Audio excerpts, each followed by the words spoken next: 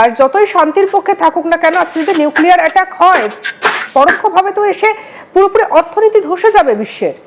আমরা তো তাহলে আগামী দিনে একটা বড় ভয়ের মধ্যে দিয়ে যাচ্ছি। এক্স্যাক্টলি এইটা বোঝার জন্য তো সেন্সটা খুব খুব ওয়াইডার হওয়া উচিত। সেই সেন্সটা কতটা ইরানের থাকবে এটা আমার ডাউট আছে। তার কারণটা হচ্ছে, দেখুন, ইরানের একটা জিনিস আপনি জেনে রাখুন, ইরান যদি ধরুন নিউক নাও করলো, ইরান মারাত্মক ব্যালিস্টিক অ্যাটাক করতে পারে। ইরান সাংঘাতিক রকম হাইপারসনিক মিসাইলস আছে। ইরান যে কোনো জায়গায় ধুমধারাক্কা ডিরেকশন চেঞ্জ করে মেরে দিতে পারে, কিন্তু সেইটা রেজিস্ট্যান্সও হবে। ইসরায়েলের আয়রন ডোম অমুক তমুক দিয়ে প্রচুর রেজিস্ট্রেশন হবে, রেজিস্ট্যান্স হবে। কিন্তু যদি ইরানের এই রেজিমের একটা জায়গায় মনে হয় this is our last battle, this is our last existence, এটা কিন্তু এমন বহু ঘটনা ঘটাতে পারে যেটা আমাদের এখন অব্দি মাথায় আসছে না। এবং তার মধ্যে আমি একটা ধরে নিচ্ছি, কিছু অ্যাসাসিনেশনের চেষ্টা করতে পারে, সেটা ইসরায়েলের হোক আমেরিকা হোক, নন কনভেনশনাল মেথোডোলজি ইউজ করে। কনভেনশন অফ অ্যাসাসিনেশন বলে তো কিছু হয় না, নন কনভেনশনাল মেথোডোলজি অফ অ্যাটাক আমি বলছি, হিউম্যান বম্বস অমুক তমুক দিয়ে। আর দ্বিতীয় যেটা ঘটনা ঘটাতে পারে, যে সাংঘাতিক রকম ভাবে ঘটাতে পারে, সেটা হলো শেষ কামড় হিসেবে এরা নুক করতে পারে। এবং সেটা করবে কি করবে না আই ডোন্ট নো, বাট না করলেই ভালো। বাট এরা করলে অবাক হওয়ার কিছু নেই। এবার এই যে লড়াইতে এবারে পরবর্তীতে চীন এবং রাশিয়া, এই দুটো দেশের অবস্থান ঠিক কোন দিকে এগোতে পারে বলে আপনার অনুমান? দেখুন, চীন এবং রাশিয়া একটু ওয়েট অ্যান্ড ওয়াচ থিওরিতে যাবে। ঠিক আছে, রাশিয়া অলরেডি এনগেজমেন্টে আছে, কন্ট্যাক্টে আছে। চীন তাইওয়ানের সাথে একটা কনফ্লিক্টে আছে। চীন ইকোনমিক একটা মডেল সাজাচ্ছে। চীন রাশিয়া এখনই কোনো ডাইরেক্ট এন্ট্রিতে না গেলেও পেছন থেকে কিন্তু সমর্থন যোগাতে পারে, বাট সেটা এমন কিছু করবে না যেটা তাদের ডিপ্লোম্যাটিক্যাল স্ট্যান্ডটাকে টালমাটাল করে দেয়। আমরা কিন্তু অপারেশন সিন্দুরের সময় দেখেছিলাম শুভাশিস বাবু, চীন কিন্তু প্রত্যক্ষভাবে না এলেও পরোক্ষে কিন্তু পাকিস্তানকে সাহায্য করে যাচ্ছিল। তাই চীনের হিস্ট্রি বলছে এমন স্বভাব চীনের রয়েছে। হ্যাঁ, এবং সেটা তো করছে নাকি, সেরকম বহু ড্রোনস পাওয়া যাচ্ছে, যেগুলো চাইনিজ ড্রোনস বহু। এবার দেখুন, কোনটা আগে থেকে কেনা, কোনটা এখন সাপ্লাই পাচ্ছে, সেগুলো তো এখানে বসে বলাটা সম্ভব না। বাট এইটা বলে দেওয়া সম্ভব যে সাপোর্ট তো কোনো না কোনো ভাবে আছে, টেকনোলজিক্যাল সাপোর্ট দিচ্ছে, কিছু না কিছু সাপোর্ট দিচ্ছে, কোনো না কোনো ভাবে এদেরকে বাঁচানোর চেষ্টা করবে, কোনো না কোনো ভাবে এই অ্যাটাক গুলোকে ডাইলিউট করে দেওয়া হচ্ছে। তাই এইগুলো করবে, এগুলো তো কাইন্ড অফ অ্যাটাক। এবং আমেরিকা যেভাবে বারবার ট্যারিফ দিয়ে চীনকে চাপে রাখার চেষ্টা করে গেছে, তাই চীনের তো একটা রাগ রয়েছে আমেরিকার উপরে। অ্যাবসলিউটলি, ট্যারিফ শুধু নয়, যেখানে যেখানে ধরুন চীনের নিজস্ব ইনভেস্টমেন্ট আছে, সেই সব জায়গাতে আমেরিকা আঘাত করার চেষ্টা করছে। সেই সব জায়গাগুলোতে বিভিন্ন রকম ভাবে থাবা বসাবার চেষ্টা করেছে। সেটা বাংলাদেশ বলুন, নেপাল বলুন, আপনি চায়না পাকিস্তান বলুন, সেটা করেছে। ইভেন শ্রীলঙ্কা বলুন, করেছে। তো সুতরাং সেখানে তো চীনের রাগ থাকবেই, চীনের স্বাভাবিক রাগ থাকবে।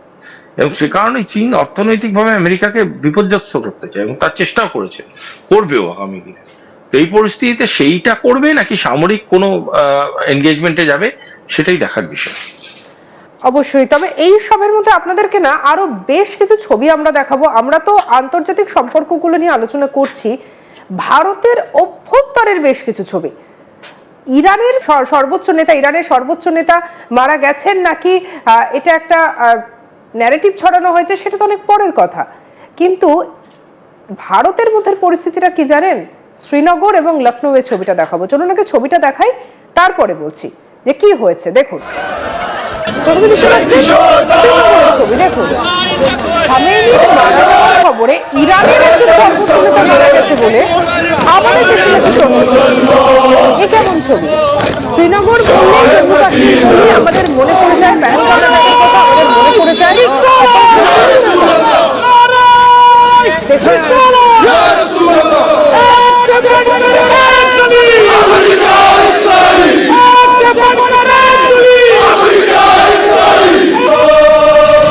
দেখুন, আমেরিকা এবং ইসরায়েলের বিরুদ্ধে এখানে স্লোগান চলছে। চলুন এবারে আমরা একটুখানি লখনৌয়ের ছবিটা দেখি, সেখানে কি হয়েছিল। লখনৌতে দেখুন মহিলারা, এই যে বোরখা পরিহিত মহিলারা, মানে বুঝতেই পারছেন এরা প্রত্যেকে মুসলিম মুসলিম মহিলারা একেবারে কেঁদে ভাসাচ্ছেন, বুক চাপড়ে চাপড়ে কাঁদছেন। দেখুন ছবিটা।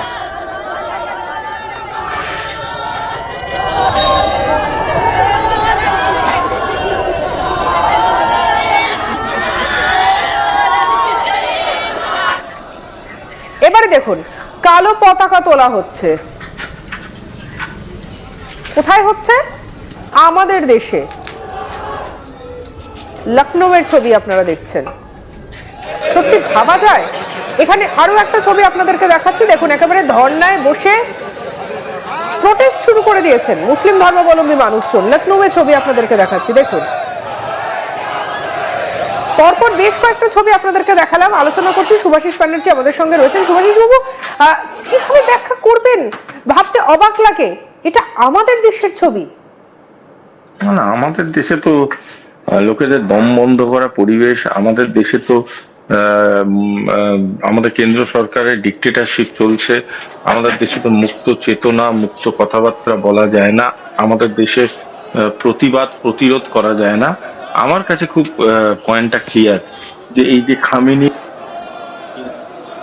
প্রকাশ করছেন যেই সুধীর জন্যে, এই সেম কাজটা একটু নিউ ইয়র্কে গিয়ে করুন তো, লস অ্যাঞ্জেলেসে গিয়ে করুন তো, লিবারালিজম কাকে বলে ট্রাম্প দেখিয়ে দেবে। এই সেম কাজটা তেল হাবিবে গিয়ে করুন তো, লিবারালিজম কাকে বলে দেখিয়ে দেবে ট্রাম্প। পয়েন্টটা কি জানেন তো, আমাদের দেশের এই যে সেকুলারিটির জন্য যে একটা right two protest, right two freedom of speech, এই ধরনের যে সৌজন্যমূলক যে ধারাগুলো আছে, এই ধারাগুলো না আমাদের দেশে কিছু বীজাণুর জন্ম দিয়েছে। যে বীজাণুগুলো ভারতবর্ষের মানুষজন যারা আছেন তাদের প্রতি যত না তাদের মন কাঁদে, তাদের অনেক বেশি মন কাঁদে এমন কিছু মানুষজনের জন্য যাদের নামে স্পেলিংটা হয়তো ঠিক করে লিখতে পারবে। এদেরকে গিয়ে জিজ্ঞেস করুন তো খামিনি কে ছিল, খামিনির কি মহৎ কাজগুলো ছিল, তার একটা বিবরণ বর্ণনা দিতে বলুন তো। এদের জিভ খসে পড়ে যাবে। এদেরকে কোনো একজন কোনো এক জায়গায় দাঁড়িয়ে এদের লিডার বলেছে, যাও খামিনি তোমার কাছের একজন আত্মীয় মারা গেছে, শোক করো, ব্যাস বেরিয়ে করেছে খামিনি খামিনি করতে। পয়েন্ট হচ্ছে এই ভারতবর্ষকে যখন ন্যাশনাল সিকিউরিটির আঙিনায় দেখতে হয়, এই ভারতবর্ষকে যখন স্ট্র্যাটেজিক আঙিনায় দেখে তাকে বাঁচাতে হয়, খুব কষ্ট হয়। খুব কষ্ট হওয়া স্বাভাবিক, কারণ এখানে পয়েন্টটা হিন্দু মুসলমান নয়, এখানে পয়েন্টটা হচ্ছে ইন্ডিয়া অ্যান্ড নন ইন্ডিয়ান মাইন্ডসেটস গুলো।